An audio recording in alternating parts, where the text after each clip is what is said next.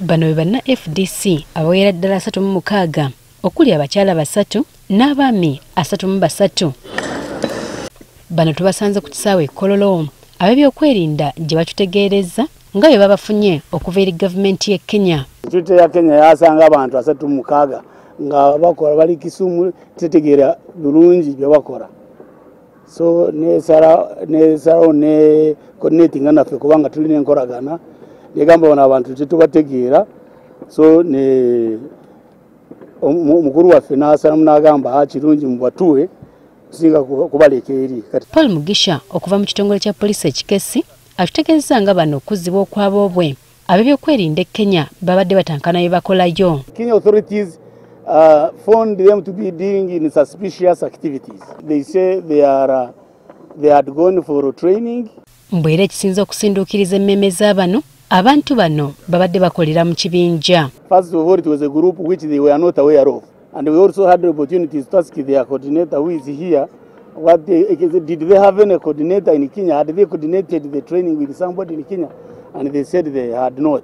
Samuel Makoha Mugenyi nga yabadde akuliddemu ekibinja kino era nga tutegeeza nti yavunaanyizibwa ku by'ensonga z'ebweru mu FDC y'e Katonga atubulidde nti ensonga eno etandikira ddala okuva ekibiina kyabwe lwe kyakyankalana mu by'obukulembeze. The FDC at Katonga has been working to improve its leadership, and that work has been done through leadership training many times across the country. Mboka wefe bano bamutandikira kuno mwe badde bafunira okutendekebwa okw'enjawulo mu kweteekateekera okulonda okujja. And it is through that training that we received a number of people that we thought should get more skills in leadership and in communication, and also how to mobilize people because we are soon heading into an election. Okugenda Kenya onagamba nti balowooza nti yali esaanidde olw'obunkenke naddala mu by'okwerinda mu Uganda.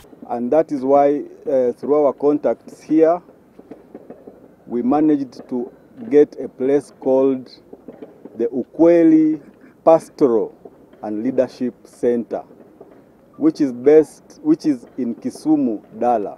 Nga watandika olugendo lwabwe onagamba nti tewali muntu yenna ku bo yatambula nga talina bimwogerako.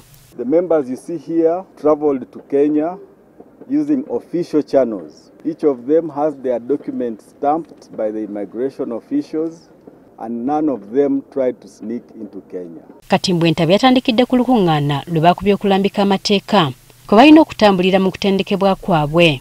We held a meeting to do the house rules. After then, members went to their rooms to prepare for the night. Kino nga kiwedde balabidde awo nga waliwo abakonkona mu bisenge byabwe mwe babadde bawummulidde mbu ne batandika okubasikaasikanya wamu n'okubatulugunya mu ngeri ez'enjawulo ne babakuŋŋaanyiza mu kifo kimu. There was a wild banging on our doors. Some doors were broken. Members were pushed out of the rooms with guns pointed at them. We were put down and forced to lie facing down. Abakoze kino onagamba nti babategedde nti kubanga babadde bebisse obwenyi bwabwe nga bavudde wano bateekeddwa mu kimotoka okutuuka ku poliisi y'e Busia. Wano we bajjiddwa ne bakomezebwawo wano. Okusinziira ku Mugisha bano bakugira nga bakumirwa ku poliisi kyokka nga si bakwate. Jennifer Kabale agafeeyo ku Spark TV.